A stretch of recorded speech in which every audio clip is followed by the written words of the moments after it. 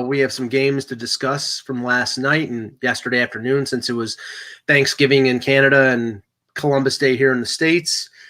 We'll be joined by Peter in a few moments, Eck in a few moments, but we will start with Russ and myself. Russ, you heard some rating news about the NFL that sort of confirms where we've been thinking about the NFL lately. Yeah, I know everybody just says, hey, it's up 5%. But if you start micromanaging it and looking at it as in certain games in certain markets, there are certain people, and I think a certain amount of fans now, if you're not tied into fantasy or gambling, which I imagine it's half of the NFL's fans, maybe more, that you're getting fed up with these bad calls. And last night, there's no question the Lions got jobbed. Even at the end of the Jets-Cowboys game, there was a lot of questions about how there were not many penalties at the beginning of the game, but at the end of the game, there was a string of them. And I didn't even complain about it, but it was definitely affecting the game, and it was definitely favoring the Cowboys for what that's worth. But the idea is we shouldn't be getting to these conversations. And so, I looked at ratings, and like the Eagles game was down 5%. The Sunday Night Football from 2 weeks ago, the Chargers-Steelers was down 20%. That was last Sunday. Last Sunday, sorry. 30%, sorry. That was down 30%. And then the Jet game against Dallas was up 20%, but I would call that the Sam Darnold factor because he was coming back. I guarantee you every Jet fan in New York and abroad, everywhere else was watching it. So they've got a problem. I think their ratings are going to start to drop if nobody trusts these games because people are going to start losing money on bad refereeing too. Well, I mean, I'm not making excuses for the NFL, but the only thing I can think is that on Sunday that game was going head-to-head against Yankees-Astros. Yeah, but you know what's funny? Like, everybody was assuming that, well, the NFL is just winning their time slots, and the NFL has lost out to Batwoman. They've lost out to some surprising shows. So Ruby Rose is pretty hot. So okay, but you know what I'm saying? I haven't even watched it yet, and I'll probably peek in when there's 2 or 3 in the tank. But the idea is, yeah, let's see what happens with this. But I think it's fluid. And I think you can't go back and show me last year's numbers, and you can't even go and show me beginning of the season numbers because I think this is happening the last 2 to 3 weeks, and I know I'm kind of getting fed up with it. Well, and the thing is that the the mechanism that the NFL put in to correct some of the ridiculous calls, like for example, obviously the one in the NFC Championship game, the pass interference that wasn't called, they put in a fix that nobody uses, or that when they actually do use it, they don't have the guts to overturn a call that they either missed or made. So what the hell is the point? Yeah. And I'm not saying you should have penalty review for everything, but you should know what hands to the face is and isn't. And again, are you getting away with that because Aaron Rodgers is the quarterback? Are you getting away with that because Tom Brady is the quarterback? Like we've been seeing the last few weeks how much weight some of the big-name quarterbacks are getting. And as an example, I've noticed calls going Rodgers' way, Brady's way, Drew Brees' way when he's in there. But they don't necessarily go Carson Wentz's way or Sam Darnold's way, guys who are on the cusp but aren't those guys yet. And that's a bad reputation to get, but that's what we see as viewers. Yeah, I mean, you're starting to think that the NFL is getting to be like the NBA and the NHL, where you think that the officials are, for lack of a better term, star bleepers, and that they're and I hate that. It's like, call the game the way it should be called, regardless of the stature of the player, But But anyway, so we'll track that as the season goes along. Now, for music fans out there, and then we'll get started. The nominees for the 2020 Rock and Roll Hall of Fame were announced earlier this morning, and I have to say that this is a wanting list. Now, they have a vote on the website to go in and vote for 5 members, and I did so. But here is the list, and I'll read it off, and then we'll discuss.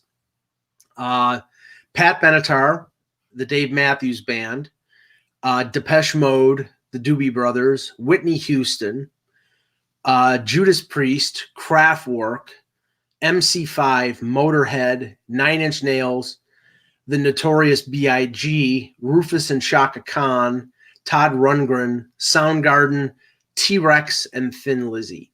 All right. Honestly, there are now. I don't know about lists. I have 4 that I would put in. I tried to make it 4, but it didn't show up on camera because this thing's backwards. But when I was just on with Mick on Sirius, I didn't know that Depeche Mode was in there, so they're going to be one of my 4. Okay. I don't have a problem with that. I don't think I voted for them as one of the 5, but I would not have a problem with them getting in. I know I voted for the Doobie Brothers. Mm-hmm. I wouldn't vote the Doobie Brothers, but I could see why you would. I mean, it's fine. I voted for Thin Lizzy.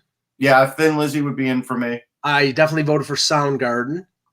I just feel like they're too new. Like they need to have more wear on the tire. Well, that was the thing I was going to say originally about this list. In lists past, I would say everybody would eventually get in. I don't know about this list. I can't see somebody like MC5 ever getting in the Rock and Roll Hall of Fame. Right, but here's the problem. If some bands that were started in the late 60s, like Yes, took forever to get in, how is a band for the 90s getting in now? Mm-hmm. How have they done enough to get in when you're making other bands? Like Thin Lizzy's been around since the early 60s. Right. Why have they waited so long? And why is a band for the 90s on the ballot? See, this is where it's Well, this is the problem. Yeah, there are 2 bands from the late 60s and early 70s that weren't even nominated, aren't even on this list that should be in. And that's King Crimson and Jethro Tull. Right. But I'll give you my 4 on this. My 4 are Depeche Mode, Pat Benatar, which I argued with Mick because my point is she was an innovator. I said, go look at Lizzie Hale and a lot of other popular female acts. Now, Lizzie's also a great guitarist, but ones that really sing the way that they do, that hard edge. I mean, Pat Benatar went from opera to rock, and she changed the game, I felt like, when she hit the radio. Sure. I get it. She's from Long Island. You call me biased, but I did hear her before a lot of other people did. So Benatar, Depeche Mode, Thin Lizzy, and shoot, there was somebody else. Well, I'll tell you the ones that I voted for and the ones that I think will eventually get in. I think Pat Benatar will eventually get in. I think, unfortunately, because I'm not a big fan of them, but I think Dave Matthews Band will eventually get in. Yeah, but play for another 15 years. Right. Too early. Depeche Mode will eventually get in. Doobie Brothers I voted for. I was being sentimental here, even though a lot of people think they're a joke. I voted for, and I think eventually Judas Priest will get in. No, Judas Priest was the other. I absolutely would put him in because they are, again, there were guys in my high school who had Judas Priest jackets on when they had just started out. Yep. At that point in the early 80s is when I started to find out about it. Maybe they started like 79 or something, but they definitely should be. Kraftwerk will probably eventually get in. I know that Dr. Dre talked about Kraftwerk being like a major influence, which I don't know who that is. Yeah, they're like a German synth pop band from the 70s. Okay. They'll probably eventually get in. MC5, no. Motorhead eventually probably will get in. Probably as an influencer, because I know that like Metallica and those bands like that were heavily influenced by Motorhead. 9 Inch Nails I voted for. Notorious. See, and here's my philosophical difference. I know that there are rappers that are in. I know that Run DMC is in. I don't know if Tupac is in, but Notorious B.I.G. does not belong in the Rock and Roll Hall of Fame. If there's a hip hop or rap Hall of Fame, he should be one of the founding members. I don't think there was any crossover with him that deserves for him to be in. Like, I get Run DMC. There's at least some rock crossover. Sure. Well, as far as I know, and look, am I an expert on Notorious B.I.G.? No, but I don't know of any rock crossover or any crossover that would say, yeah, you know what, that's fine. Right. Rufus and Chaka Khan probably eventually get in. And I'll give you another reason why I would put Depeche Mode in, right? Not only have they endured, but they were playing their type of music in a rock age when their type of music was like the underground, younger, cooler kids kind of music, and rock music was dominating the airwaves. And so if you're able to come out of that with the reputation that they did, and then you deserve it. Yeah, and Soundgarden I voted for. Yeah, again, just not around long enough. Yeah, but I think eventually they'll get it. They'll get in. I don't know. I mean, see, eventually, no, they'll get in. They'll get in. I don't think they've had the kind of career that I would put them in yet. Sorry. Yeah, I mean, I think I think that Chris Cornell, in terms of his influence as a singer, I mean, I think maybe the thing is, Russ, they're of our generation, so we don't, and we've known them for 25 years. You know, maybe it's because they're they're contemporaries of us. That but I think their influence on like generations today is big. Okay. T-Rex, no friggin' way. No, I mean, can we even name more than 3 T-Rex songs? Yeah, it's like Bang a Gong. So what? I know, and it's a great song. Don't get me wrong, but come on. Yeah, I know. But, hey. Yeah, but no, I'm sorry, and I went away. I went off of the list here, so I didn't. Wait, there was one more. I just want to make sure. Hold on, and then we'll get started here. Thin Lizzy, yes, I voted for. So yeah, we were just going over the 2020 Rock and Roll Hall of Fame nominees, and there was definitely a few that are not going to weren't even nominated. Should have been like. And I want to say this too. I get that people only know Thin Lizzy for Boys Are Back in Town. I get that, but it's the way they play guitar that actually influenced a lot of bands after them. That sound that they had for the lead guitar, and I think they had multiple guitars, which a lot of bands didn't have. Yeah, they were one of the pioneers of the dual guitar. Yeah, and I know that like the bands like Leonard Skinner picked up on the dual guitar. Yeah, and even Judas Priest did as well. So it went across. And Whiskey in the Jar was another of the big hits. No, and you know what? If you go back and listen to them, I'm not going to say they're on my iPod, but they have more songs than you realize. And Todd Rundgren definitely eventually will get in. I think Rundgren eventually will get in. I think it's just on certain years there's just other people that take his place, but he's an innovator. But Rock and Roll Hall of Fame, stop ignoring King Crimson. Stop ignoring. They just have a blind spot for certain bands. Yeah. Stop ignoring Jethro Tull. Stop with your anti-progressive rock crap. Complexity in music is a good thing. Anyway. Yeah. Right. I agree. That is for sure. Definitely. Right. I mean, let's just face the fact that rock and roll is such a vague term that it doesn't make any sense. Like that's like to me like that's fine. If you want to reestablish that, I get it. It's changed. Like even if you call it the Popular Music Hall of Fame, that's not going to work either. Well, right. one of our debate points here, guys, we were just saying, and we'll get started in a second here, but the Notorious B.I.G. Yeah. Where's the crossover for that? Yeah. True. There isn't.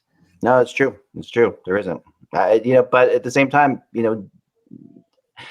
I think judging music against each other and saying, that it's way harder than judging players against each other. Sure. But I will emphasize this. There is a Pop Music Hall of Fame. It is separate from this. Yeah, that's true. And there's a Country Music Hall of Fame too. You want to lock Coldplay up in the Pop Music Hall of Fame. That's fine. Yeah, there you go. Coldplay is Radiohead Light. That's what they are. Anyway, all right. Both are good to me, but anyway. Radiohead's amazing. Radiohead's much better than Coldplay, but I like Coldplay. So Radiohead is progressive. Radiohead is all that. The thing is, I've never known a band to raise such negative opinions for being sort of innocuous like Coldplay. It's like, okay, they're good. Yeah, it's not fair. I mean, honestly, they really don't deserve it. Honestly, they are good writers. I mean, you're good songwriters. They're good. It's not fair that they decided to only write pop crap. Yeah, I guess that's true. Yeah, I mean, they write good songs. I mean, they do. It's not all crap. I mean, there's some really good. I mean, there's very good songs. Coldplay. Here's my argument. They are going out each time with the objective of writing hit songs, and you shouldn't make albums for that, but they do. Yeah, is it that Chris Martin married Gwyneth Paltrow? No, I don't care about that. I'm happy for the guy, but I do think it's a problem when you're writing an album specifically to play on the radio and specifically for hits. There should be some songs, or even even an album that you put out, that it's just a passion project, and if it happens to hit big, great. But if not, it's what you wanted to release. I don't believe they've ever had that. Okay. Let's start the show. Let's get going. All right, here we go. It's Tuesday. Hello, Hockey World. It's Tuesday, October 15th, 2019. I'm Michael Lagello. I'm Russ Cohen from Sportsology. And I'm Eklund. You're watching HockeyBuzzcast on HockeyBuzz.com. This is the podcast that comes every Monday through Friday at this time to fill you in the comings, goings in the hockey world. And as of today, the NHL division leaders are the Buffalo Sabres, the Carolina Hurricanes, the Colorado Avalanche, and the Edmonton Oilers. That's a little bit surprising on some levels. It's October 15th. I know it's early, but still, hey, give it to them. I mean, I think no one really had Buffalo, Carolina, or Edmonton leading their divisions ever. Because they were bad. And that's why they're going to be there. I will say this, Zach. Yeah. Watching Edmonton, you can't continue to play from behind. It's not going to work. You can't. Their basic formula lately has been, because I've been watching them, has been, we'll try and hold on to the lead. If we can't, we'll just keep double shifting McDavid's line late. We'll put him out with Draisaitl in the third, and we'll hope for the best. You know what? That's not a great plan for success, and that's their plan right now. They have a good PK. They have a little more offense than they did, but their depth is still lacking on the bottom two lines, and as a result, they are going to get ground down during the regular season. The Blackhawks, who are not very good, took care of them yesterday simply because when they had the lead, they played 4 defensemen back, and Edmonton couldn't do much with it. I'm going to say this. I think I have a better chance of going on a week's vacation in Hawaii with Puck Craze model than Edmonton has of making the playoff. Oh man, they've given up 16 goals in 6 games, and that is not going to continue because that's if they give up less than 3 goals a game with Draisaitl and McDavid, they're going to be in games. Right, but that's not going to happen because their defense is terrible. Yeah, and really they have a core group that's phenomenal and nothing around it. And that's the problem. It's like right now, McDavid and Draisaitl are scoring. Zach Kassian has got 5 points. James Neal's got 8 goals. Nugent Hopkins is playing well, and they've got 2 good defensemen in Nurse and Clefbaum. Right. After that, they don't have anything. No, yeah, that's right. I mean, it's just. I mean, I think that is true, but at the same time, I think that they have enough NHL players, on their team that aren't going to be they aren't going to be all-stars or Hall of Famers, but they have enough NHL players to play and enough of a good and a solid enough system with a solid enough coach that they're going to be in the playoff hunt the entire time. I mean, they're going to be right there the entire time. I don't think they're going to win the division. Right. I mean, I said they would, but I would be surprised if they did. And I think they have a shot. Somebody is saying in the chat, Tippett's an excellent coach. I'm not saying he isn't. He is an excellent coach, but you have, for somebody to be a good cook, you got to give him the fixins. He doesn't. No, I know, but I like how the Oilers, particularly, like a couple teams like the Oilers and the Canadiens, especially, people just love it. Maybe it's just you. They love it when they do badly. No, I think that there's something that there's particular. They really bring out the worst in people. No, what it is it drives me nuts that they get overhyped when they're not that good. If they're good, I have no problem in giving them credit. And I'm never slagged against Connor McDavid. He's the best player in the league. Leon Draisaitl is a 50-goal scorer. I think Nugent Hopkins is a good player. There's just not enough there. And I don't think you're being fooled by the fact that they played 6 games. I mean, You picked Edmonton before the beginning of the season, but I just don't see the there, and that's, Yeah, no, that's trouble. And the other big news, I think, on the other side of the spectrum is the only team without a win now, because Chicago did get a win last night against Edmonton. What is now is the New Jersey Devils, and it's a kind of I think it's a little unfair. I mean, the Devils are just getting going here. There's a lot of new people there, but there's already talk that there's issues there with the coaches. There's already talk that what are we going to do with Hall? You're already getting this stuff now. very early on, you know. There's no doubt. I mean, what I would say, hang on, I'll tell you in a minute. Phil, for a second. Well, we'll take a pause at New Jersey for a second. Just let me touch on Buffalo. Yeah. They shut out Dallas 4-0 yesterday. They're 5-0-1. I mean, not to say euphoria has spread here because it hasn't.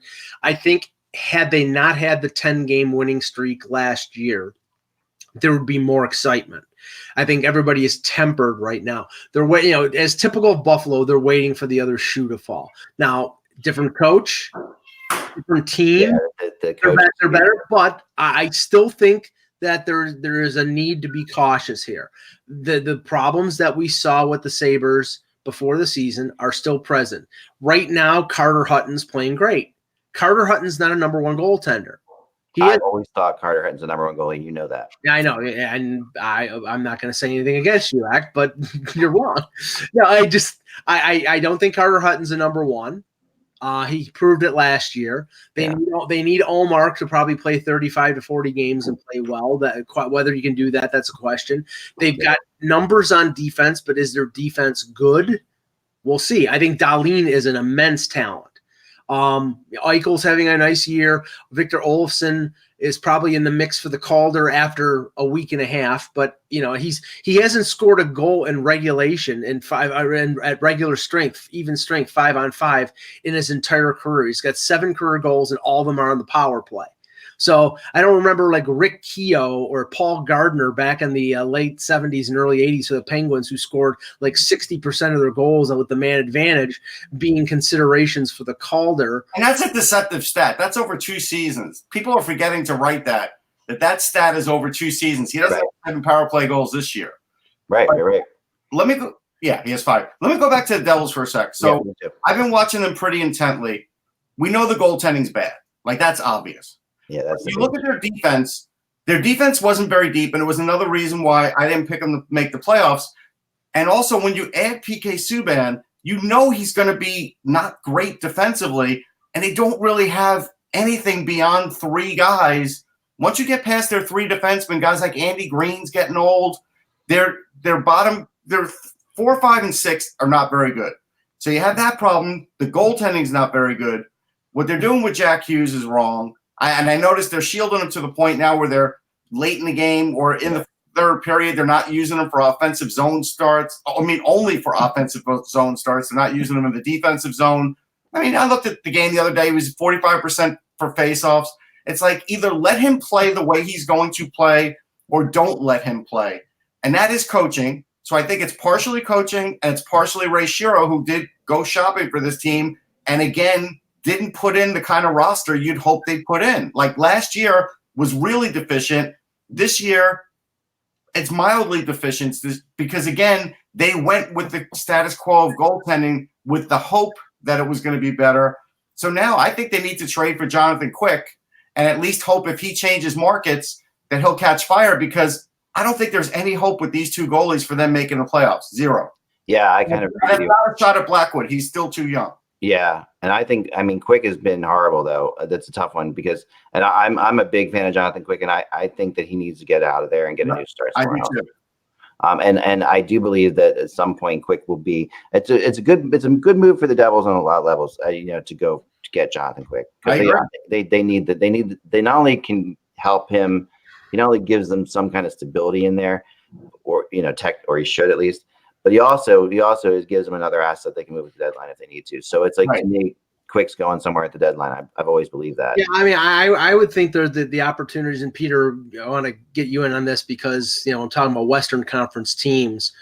David Rittich and Cam Talbot. Rittich's goals against over 3, save percentage under 900, in spite of the fact that they're still having some success.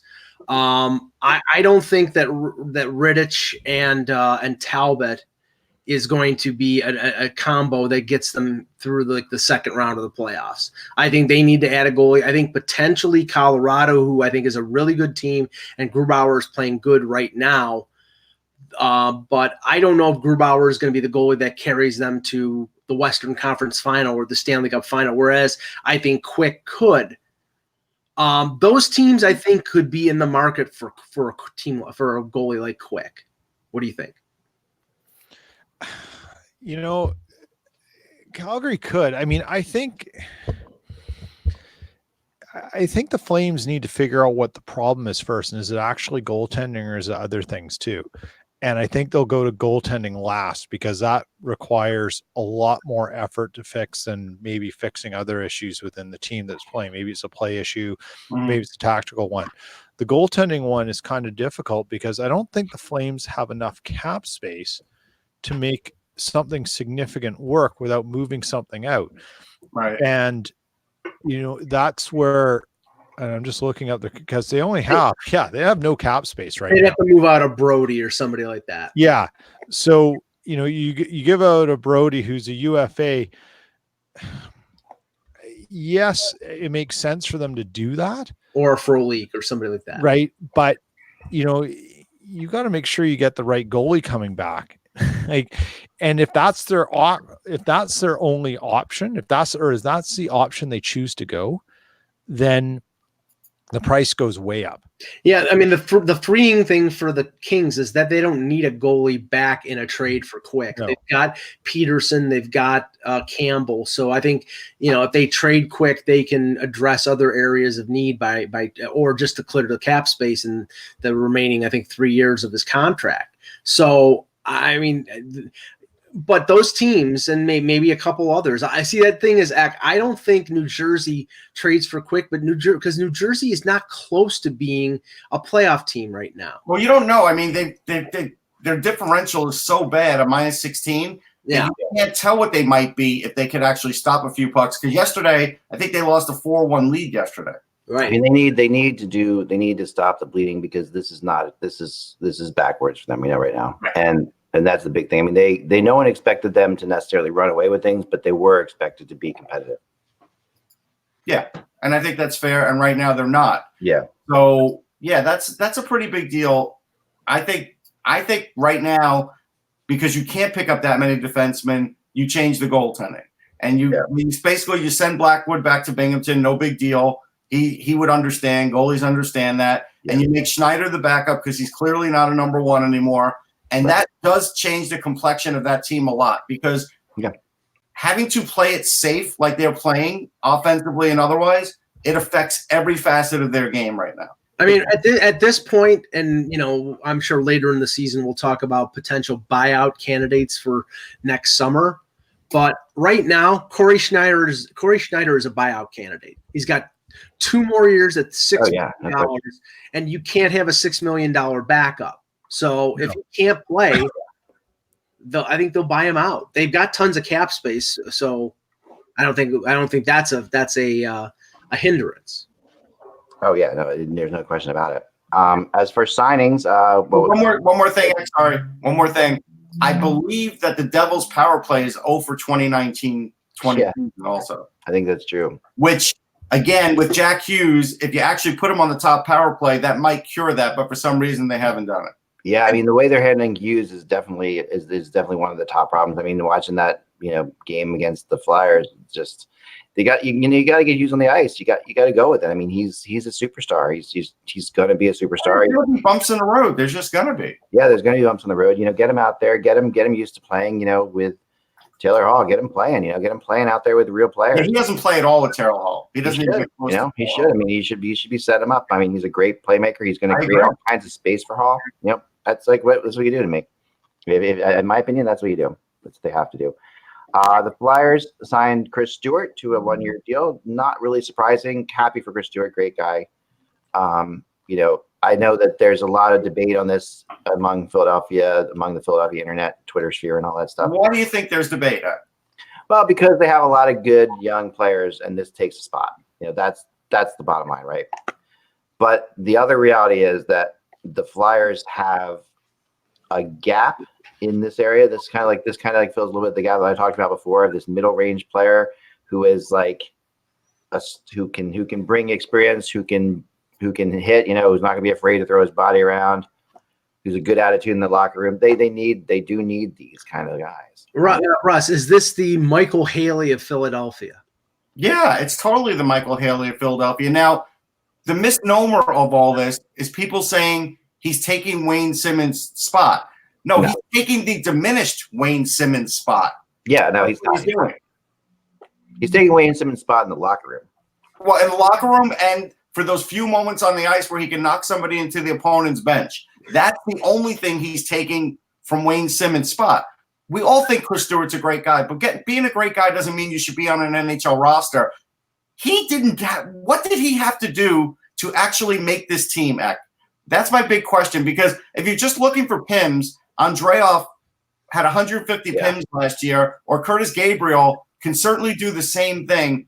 Other than Chris Stewart having a little speed, what else is it? And it's probably the connection between Chris Stewart and Chuck Fletcher. That's what it is.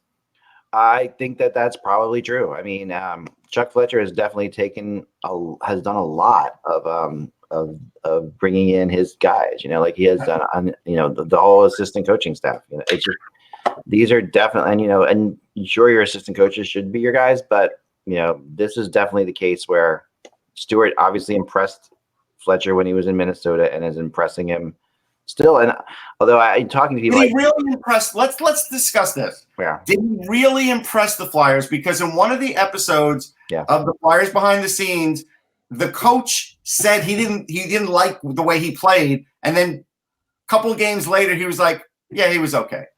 So, did he really impress the coach, or did the GM really impress the player on the coach and say, "We're going to make this open spot for him"? Yeah. I think this is more of a statement of like a general feelings vibe statement of the Flyers saying we are not ready to go with just kids, and we're going to continue. We're going to show that we still have to have some of these type of players around. Yeah, and it's weak. And Peter, and like I remember the last couple of years with the Jets, they bring in Matt Hendricks, and Matt Hendricks plays fourth line minutes. Yeah, and it's just sort of older guy. And I think there were younger, better players down with the Moose that could have played, but and right now with the Leafs, you've got guys like Nick Shore and Nick Shore playing, and I really don't know what his role. He had a good game against Detroit. I really don't know what the role is other than sort of taking up space. Yeah.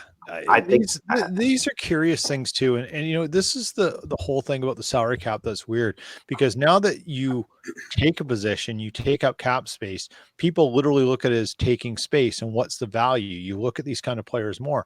They have a role. The role may not be playing 15 minutes a night on the ice, but there is a value to them, right? Anybody here, name me the team that Chris Stewart played for last year. He played for two. Just name one of the two. He played in the British League. The Nottingham Panthers, where he had 6 goals in 23 games and 13 points for the Nottingham Panthers. He was looking for Friar Tuck. Yeah, right, exactly. Yeah, he robbed from the rich and gave to the poor. No, I know. No, there's no. I mean, if you think about it, right? If you think about it, players that have a hard time making this league, unfortunately, and I do think he's a good guy. I'll preface it too. This guy's never had an easier time making a roster. Yeah, no, he is the right fit for whatever statement Fletcher's trying to make right now. Correct. Like that's what he is, and this comes down to, if we sign him, it's going to be less tempting for us to bring out Farabee. Well, and that's the thing. I think that's the motivation with a lot of these signings and a lot of these call-ups recently. I'll tie this to what happened with the Leafs yesterday with Rasmus Sandin. Teams do not want to burn the first year of an entry-level deal on a guy playing 12 minutes a night or a guy being the 13th forward. They would rather let them sit in the American Hockey League or play in the American Hockey League every day instead of burning that first year of ELC. And I get that. I mean, it's like with the Leafs, Sandin being cheap for 3 years is a big deal. And he might be one of their top 6 defensemen, but they can get away with playing Kevin Gravel and Justin Hall and Martin Marinson until Travis Dermott comes back. With the Flyers, they'd rather have Chris Stewart be that 13th guy, eating popcorn in the press box until they need him against the Rangers or some team, or the Islanders who try to goon it up against the Flyers, rather than having Farabee or Frost up there. Yeah, I think I don't agree with it, because I want to see the best players up there. But the guy I kind of would have liked them to have signed in this same kind. And listen, I think Chris Stewart does an amazing amount of charity work too, so it's really hard to not like Chris Stewart. Okay. Oh no, I agree. We all like him. But Brian Boyle's out there. Yep. He's more talented at this point. He is. Yeah, and he he would have brought the same kind of thing, the same kind of energy. Probably more of it. Actually, you can make the argument that if you had Brian Boyle, you wouldn't have Tyler Pitlick on the team, which is another question mark. Tyler Pitlick to me is a huge question mark. Like I haven't gotten this signing from day one, to be honest. To me, that's just another one. Like we don't want to have to bring up somebody yet, right? So and when you're signing players just like that for that reason, at least go out there and get somebody who you don't want to sign somebody who could potentially like be so good that they cause problems in the future. Right, that's what it feels like, So yeah. So by Pitlick is such a save, like it will never be a problem when we have to say, oh well, we got to cut Pitlick. That's never going to be an issue. No matter how well Pitlick does, right? And I think that's the same thing with Stewart, where with Boyle, he could actually come in and actually score 10 goals for you. And that could be like a problem, then you have to, oh, wow, what are we going to do? Russ and Peter, when we were playing our 1-year deal PTO or nada in a game, did you think Andrew McDonald would not get, he got signed to a PTO by Calgary, I believe, but he didn't get signed. Did you think he would be a guy that wouldn't go get a contract?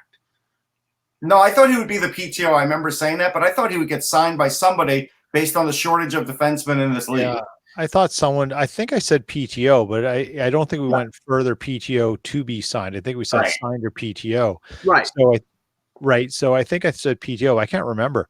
Yeah, I think he did. Let me give you a little thing about the whole Stewart thing. Yeah. This is the kind of thing that Flyers fans are going to have to watch out for with AV. This is the kind of move that I think he's already got his target, and it's Voracek. And he wasn't happy with Voracek in Vancouver. He had him skate. He said he made a comment the other day saying he had a good practice. Mm-hmm. And now they bring in Stewart. Just watch. He always has a guy, and it might be Voracek now. And and that's gonna piss off some Flyers fans. But you watch. If Voracek doesn't have a solid game, you watch what he brings in Stewart to do.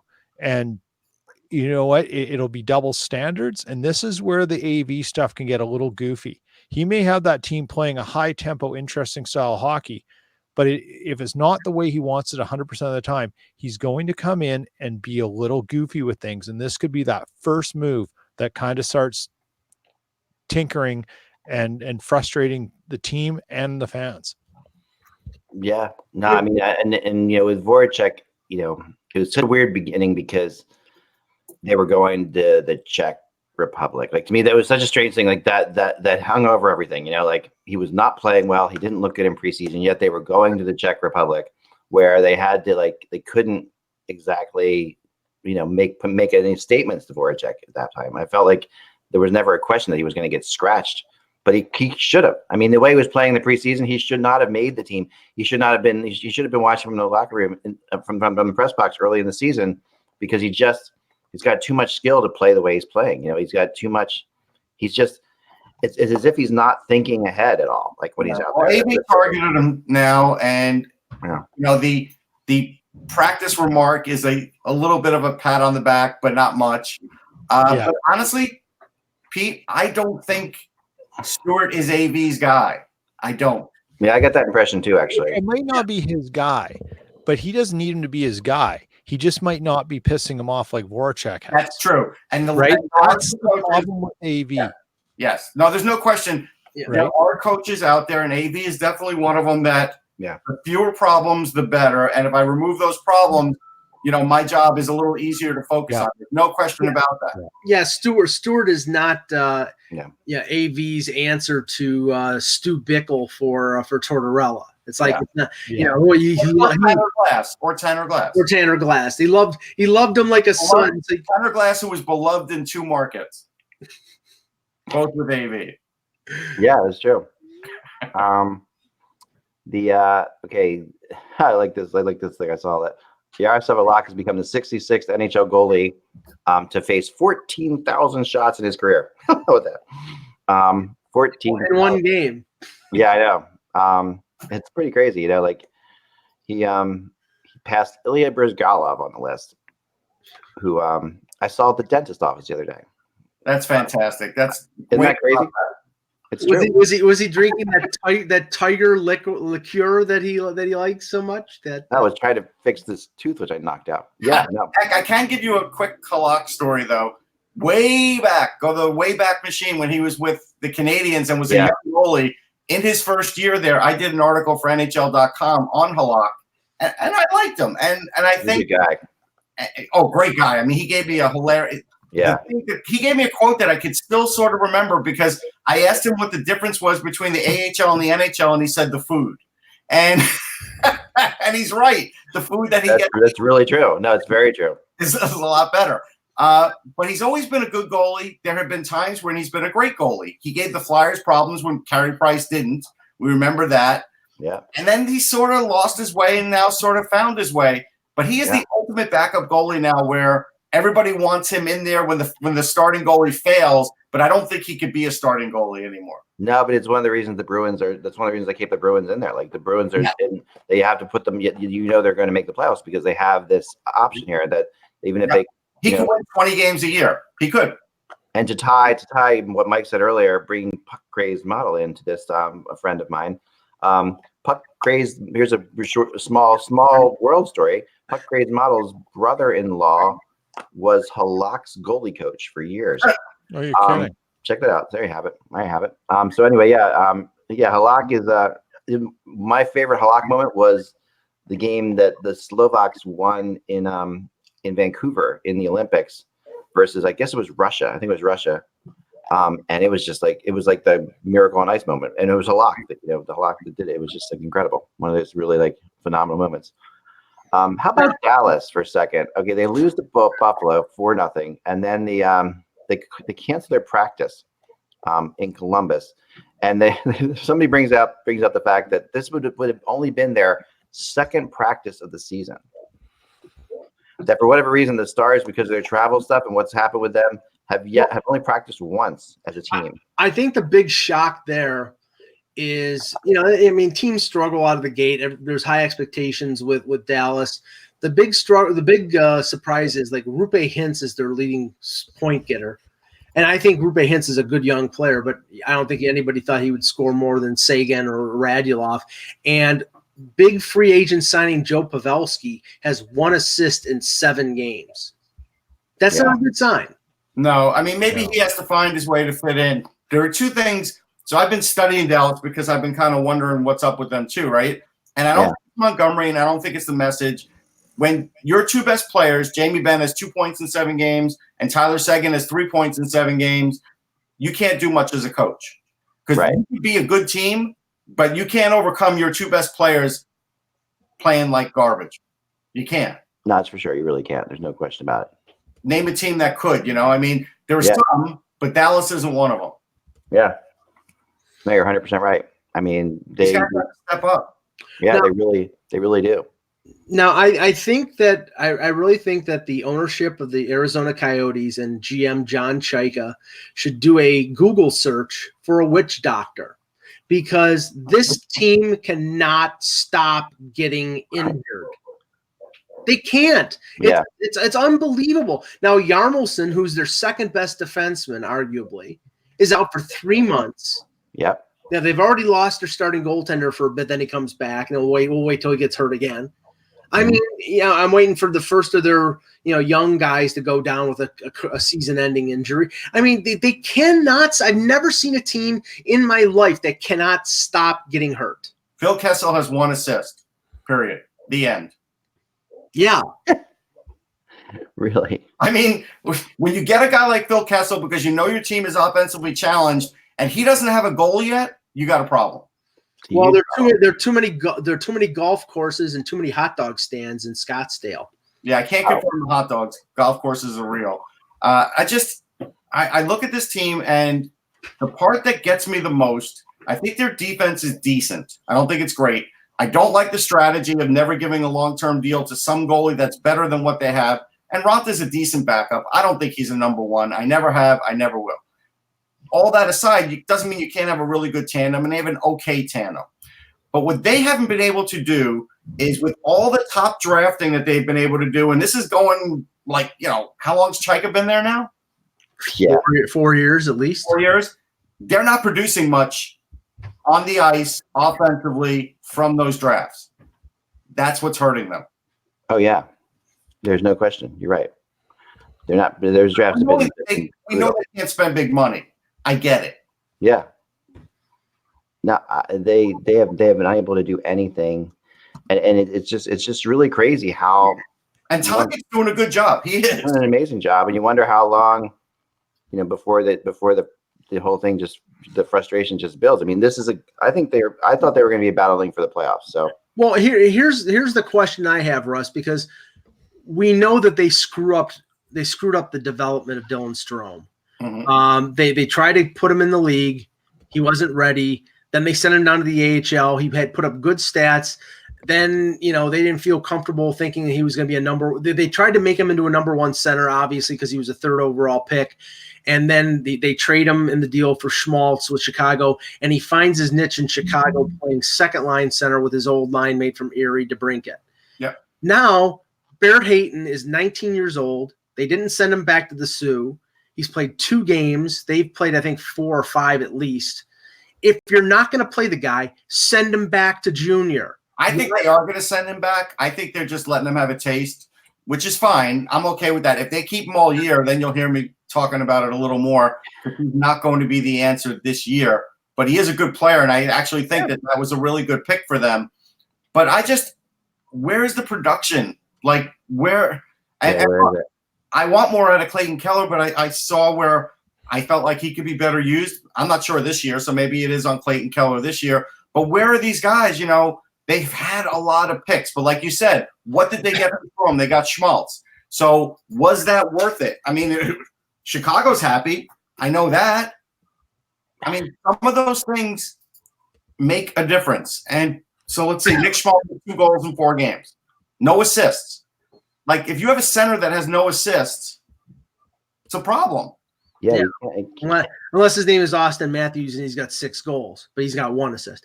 Peter, I know Line A has lit it up early. He's got 10 points.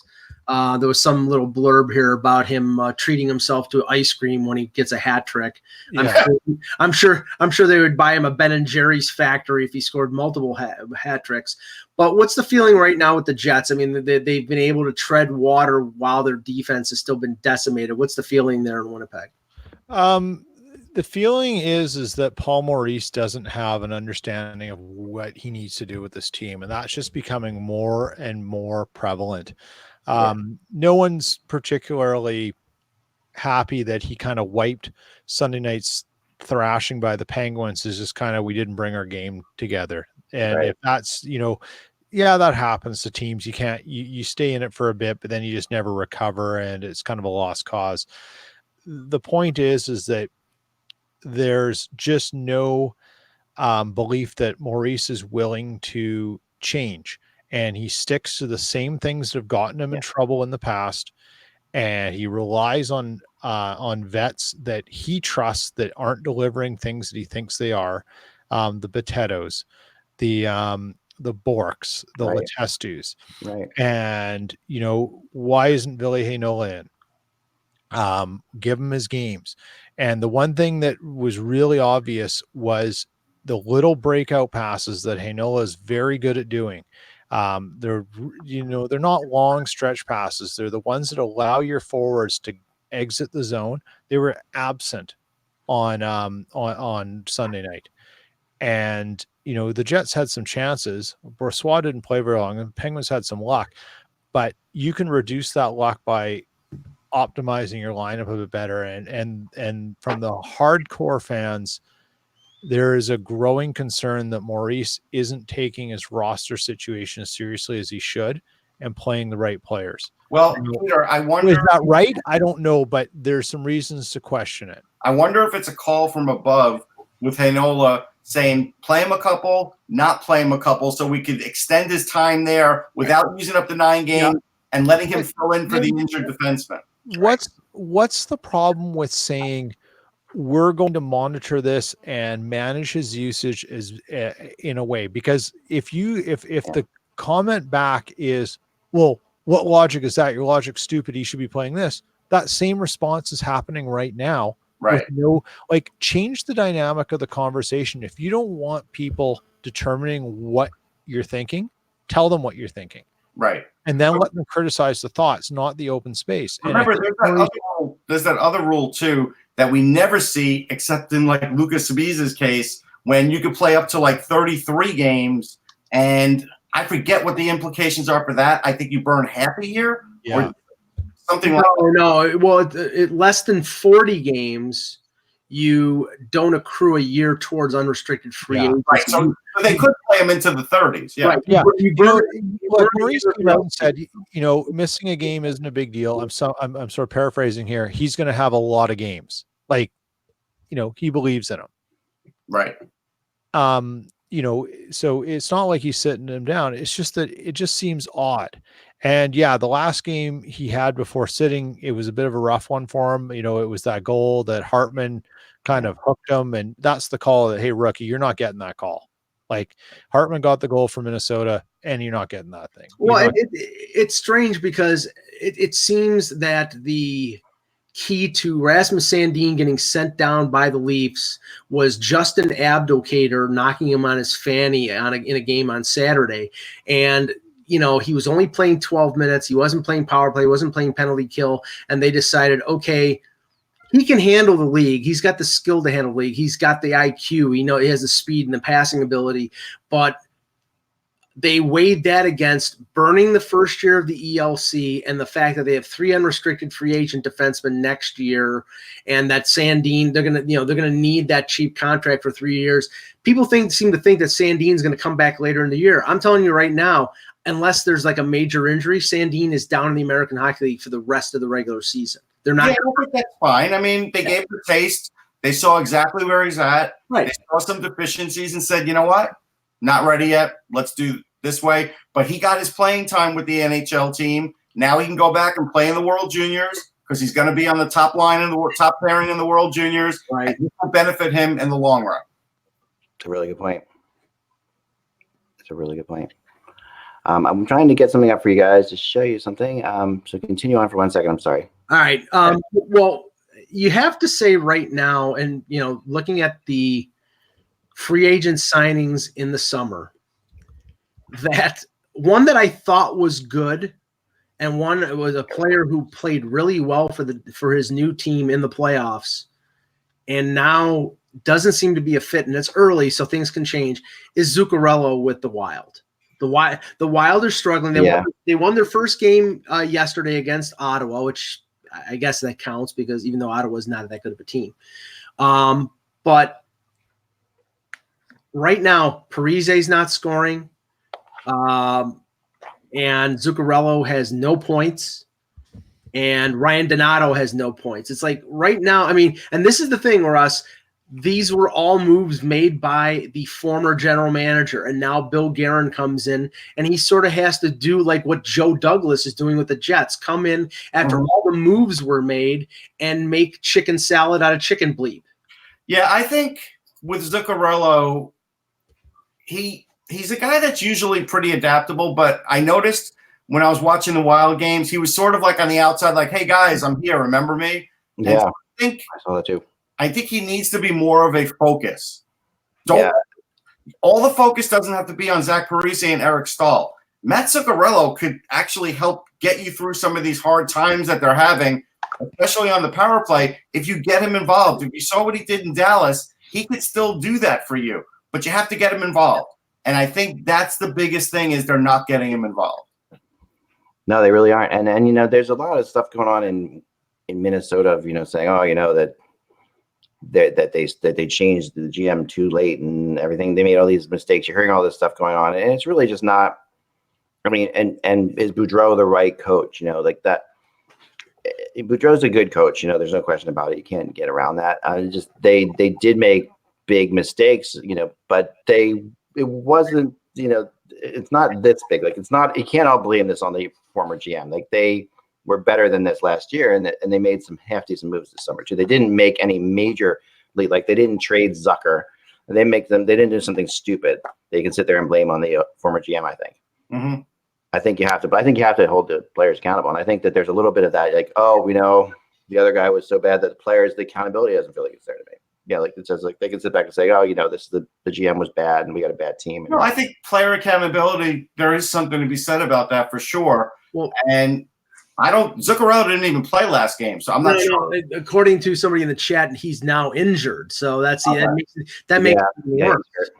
So that makes it a little worse. But Mike and I were talking about this earlier. Something that Boudreau did do well was putting in Stalock against the Senators, hoping that, hey, you know what? I'm playing a team that's not that great. I can play my backup and maybe get a win here and save my better guy for the better team on the back-to-back. And that's what they're doing. And that's what a good coach does, X. So at least he's trying to do what he can with the chess pieces he has. Yeah, that's all he can do. You just got to get the players to actually be accountable. I don't understand this, and we'll compare and contrast two styles here, Peter. Boudreau plays Stalock against Ottawa. Now, second game of back-to-back, he plays his starter against the Leafs in Toronto. Toronto has back-to-backs tonight against Minnesota and tomorrow in Washington against Washington. What does Babcock do? He plays Anderson against Minnesota at home, and he's going to play Michael Hutchinson against the Caps with most of his players tired after in the second of back-to-back games. All he's doing is hanging his backup out to dry. Yeah, he might be. I mean, I can't stand the way people play backups these days. I think more and more coaches are starting to not think about backups as I need to manage where the backup starts as much as they're trying to figure out how do I not let my starter start in the right way. They're thinking about the starter more than the backup, and you should be bringing in your backup to have success too and manage their games. It's not just about the workload. It's also about the 2 points too. Right. Yeah. And you've got to think about that. And there are times where you're going to have to put a heavier workload on your starter, but to do that, it's going to be offset over here because you're putting your backup in the right spots for the backup to succeed as well. Yeah. And that, and I think Paul Maurice looked at that with the Penguins. They beat the Blackhawks in OT. Hellebuck had a great game, but it was a back-to-back. So he put some Brossoit. It makes sense. It's the off night. Like it's a logical way to play your backup based on how you were done. And he has used Hellebuck in back-to-back before, and it hasn't always worked out. So he's got some history there. It didn't work out. But to put Hutchinson in against the Capitals on a tired team is silly. Yeah. I think you give yourself a better chance of earning points in both games by having your backup play against the worst team, meaning the Wild, who struggled, and then having Anderson play against the Caps. But that's not the way that Babcock and a lot of other coaches approach it. They say, let's get those points that we know we can get with our starter, and then if we get a great performance out of our backup, wow. And we've learned nothing in this era. We've learned that, and I think, and to be honest, I think like the 94 Rangers figured this out. They knew we can't overplay Mike Richter, so they had Glenn Healy, right? Who was probably the best backup you could have in the game at that point because he was almost like a number one. And when he was in there, you didn't have to worry about anything, and he won the majority of his games. If you get a backup now that wins you 10, 15 games, he's worth his weight in gold. Hell, he was a starter that got to the conference final the year before. That's right. Yeah, no question. That's like that's like Washington picking up Tuukka Rask in a trade before the deadline and playing him and Holtby. But that's what a smart team does now, because if you have a goalie that could win you somewhere between 10 or 20 games as your tandem guy or your backup, that takes a lot of pressure off everything else, man. That really does. All right, I wanted to touch base on real quickly on the. I played my first game of the all-time thing, and I played it right before this one. I went into the podcast a little bit because I have to still learn how to time this, and I have to tweak the controls. I appreciate everybody watching. I'm not like a great YouTube gamer yet, but it's going to be fun to do it, and it was a fun time indeed to watch it. And there were too many penalties called in the game. The refereeing was terrible. So how many goals did the Golden Knights win by? Nope, it was the all-time Montreal Canadiens versus the all-time Golden Knights. It turned out a 6-0 victory for the all-time Canadiens, and that's only because Marc-Andre Fleury was phenomenal, and was pulled in by the computer in the third, and Malcolm Subban came in and stopped 20 straight shots. It was crazy. Wow. Which was not 20. I'm sorry, 12 straight shots. He stoned PK. But what I wanted to show you is I remember we talked about Jacques Plante playing, but she did play. We talked about Yvonne Cornwallier. So for Russ, I wanted to show this highlight actually. Okay. So this I like this one. So this is actually a Yvonne Cornwallier goal today. So that's Plante in goal there. We can see without the mask, and it's going to come back. The play is going to develop a little bit further before it comes in. But you can tell the fun thing about this, of course, is you getting all these, like there's Larry Robinson. Yeah. Robinson without the hat. That's great. Without the hat. I was like, here's a hit by Robinson. Wow. Robinson on March or so. That's pretty great. Yeah. That's not even this is the kind of stuff that I love about. I really got the mutton chops, right? Yeah, I mean they really did a good job. So that's like Lalonde in taking the face off there. So as it comes back here, and it was just a really fun game in general. And here comes Yvonne Cornwallier with the puck right there. And this is the goal of the game. So he not only skates across, comes across the way like this. But that's what he was able to do because he was one of the best skaters, if not the best skater in the game at the time in open ice. Everybody could talk about all their great players. And in 79, I hated Yvonne Cornwallier because nobody could cover him. The road. Yeah, this was an amazing little move. And it was just really like a sweet, it was just it was a fun game in general. The shots ended up, I think, somewhere in the 65 to 23. But the crazy thing about this was early on in this game, I was amazed by, like, the first period was tight. It was 1-0 game. And, it was Marc-Andre Fleury show, which is like typical stuff. Plante was phenomenal, of course. So the 3 stars were Plante, and then Doug Harvey, who scored 2 goals for the Canadians, and then Larry Robinson, who had like a couple assists and just tons of bone-crushing checks like that.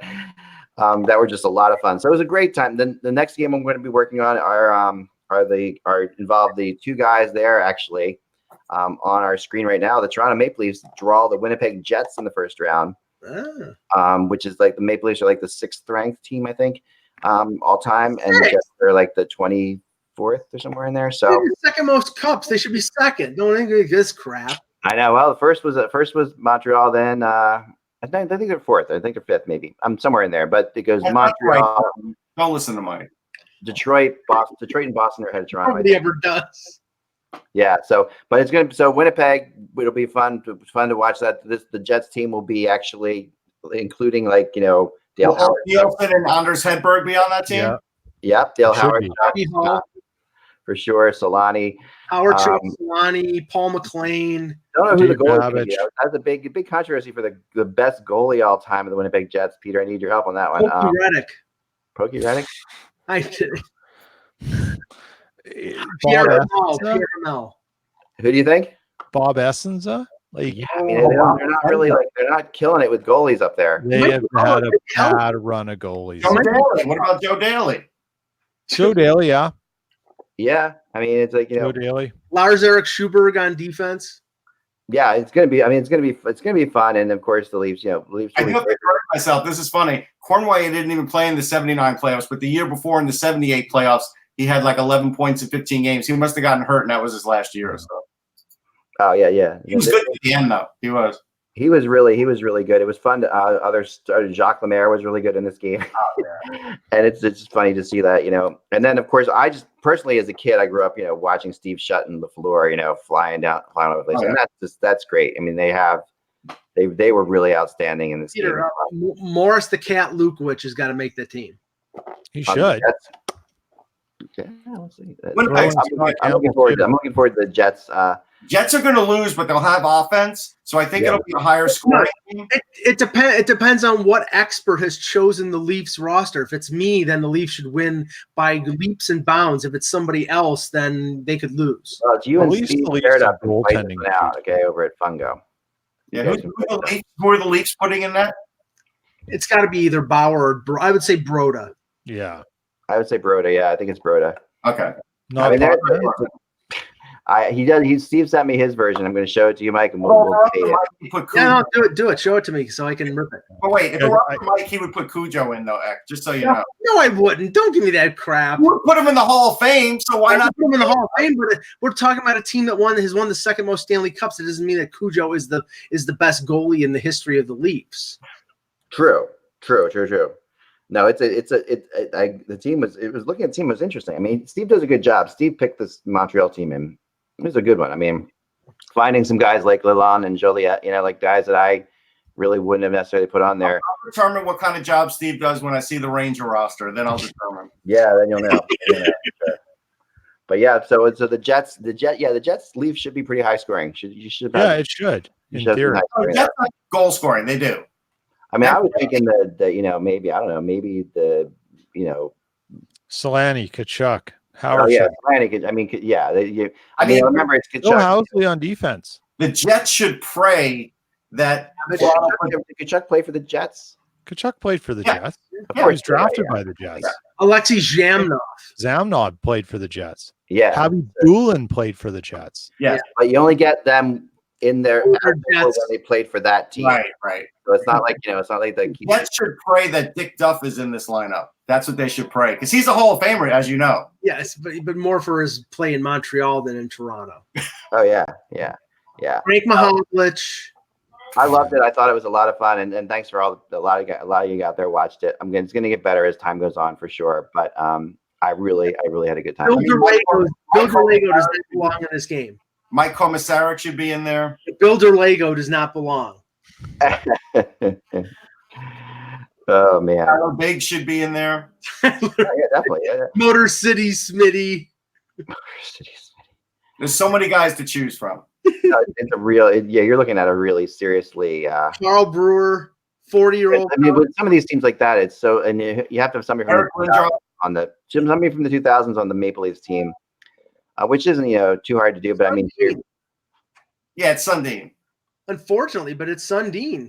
Unfortunately, this guy was a tremendous player. He gave you all he had. No, he didn't. Mercilessly. No, he didn't. What he could have given us is that no trade clause being waived, so he could be traded away. I would say Caberlet possibly as a bottom pairing defenseman and Sundin from the 2000s. Yeah, maybe that would be it. I think. Yeah, I would think so. That's fair.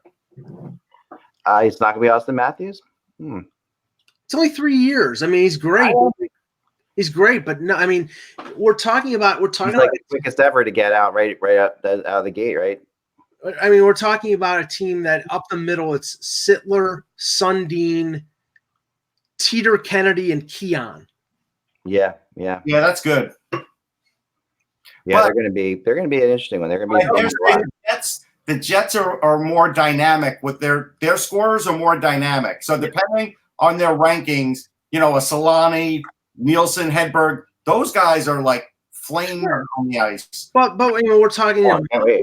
We're talking Mahovlich. We're talking. Yeah, Mahovlich would be an amazing. I can't wait to see like Howard Chuck and Solani flying out there again. That's going to be awesome. Yeah. All right, guys. I think that's all the time we have for today. Hopefully, GM Steve put Hedberg and Nielsen on the same line. If the Leafs lose, I'm blaming Steve. The Jets team. I haven't seen the complete Jets team. I'm waiting for a couple of the final numbers. Steve Cherndorf's email if we don't like the.